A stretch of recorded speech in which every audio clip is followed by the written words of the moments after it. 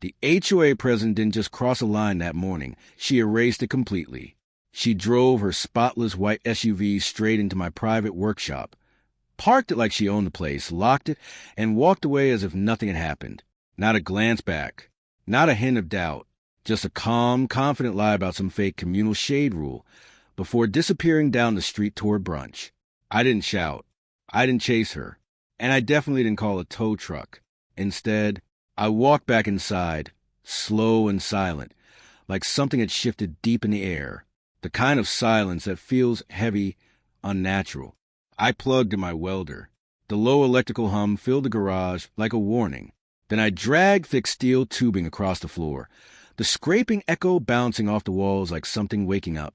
For hours later, I was miles away, sitting beside a quiet lake, cold drink in hand, watching everything unfold through my security camera.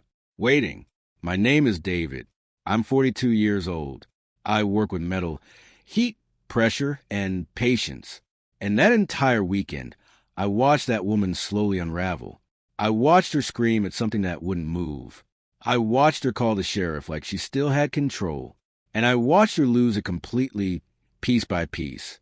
But before I show you how it all collapsed, how she walked straight into something she couldn't escape, you need to understand how it began. You need to understand my workshop. Close your eyes for a second and imagine a smell. Not something rotten, not something sharp, just something heavy. Old motor oil soaked deep into concrete. Dry sawdust clinging to corners. Burnt metal still lingering in the air from a welding torch. And coffee, stale, bitter, forgotten in a thermos since early morning. That smell is my world. The workshop sits at the very edge of my property. Detached, isolated, quiet. It's the only place where everything else disappears. Or at least it used to, because then there's Brenda. Every neighborhood has one. But ours had the final boss. She moved like the ground wasn't good enough for her feet, always stepping carefully, like avoiding something invisible, always dressed in stiff pastel cardigans, even in the heat, and always holding that clipboard. Not a phone, not a tablet, a clipboard, wooden, cheap pen dangling from a spring, and she used that pen like a weapon, pointing at anything she didn't like. My garden hose once, my truck tires twice. But that Friday morning, she didn't just point at something. She pointed at my entire life. The garage doors were wide open, morning air drifting through the shop, cool and calm before the heat of the day. I had a trip planned. 3 days by the lake.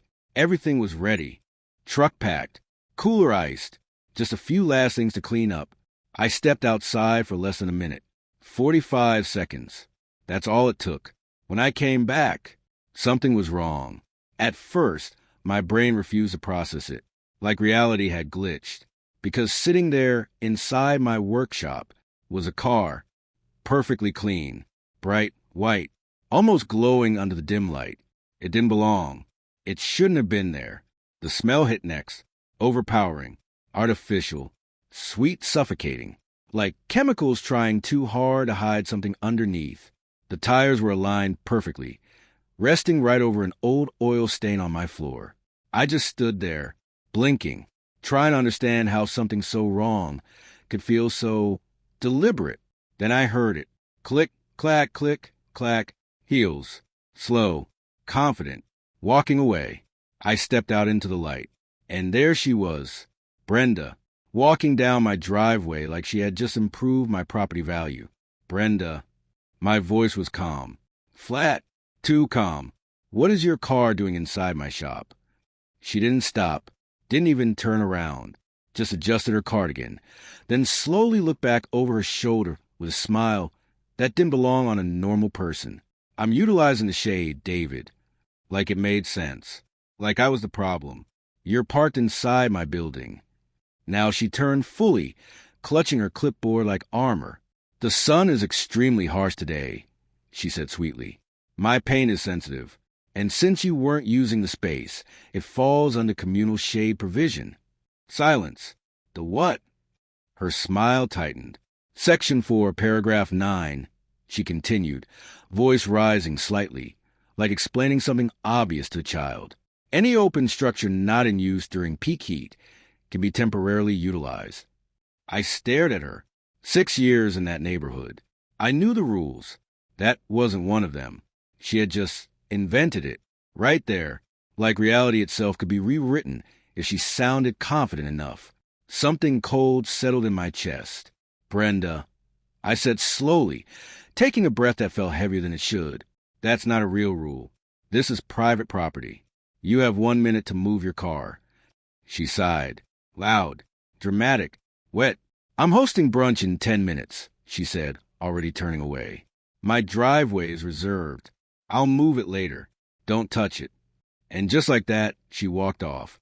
Like nothing had happened. Like she hadn't just stepped into something she didn't understand. I'm leaving in an hour. I called after her. No response. Just her voice drifting back. Careless and distant. Then leave the doors open or the association will fine you. And then that sharp electronic chirp echoed from inside my garage. She locked it from the outside. I stood there for a long time. The neighborhood was quiet. Too quiet. Like it was waiting. I looked over at Gary, sitting on his porch, watching everything.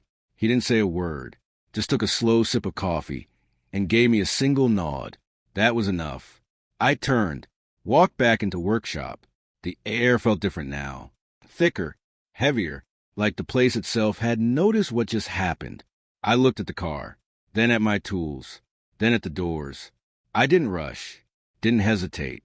I unplugged the radio, plugged in the welder. The low hum started again, deeper this time, almost like a warning echoing through the walls. This wasn't anger. This wasn't revenge. This was compliance.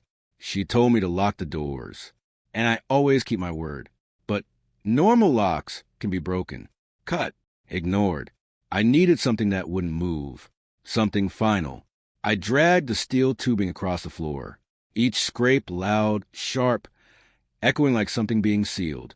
I pulled the welding mask down. Everything went dark. Then, light exploded. A blinding blue-white flash tore through the shadows as sparks rained down, scattering across the concrete like fireflies in a storm.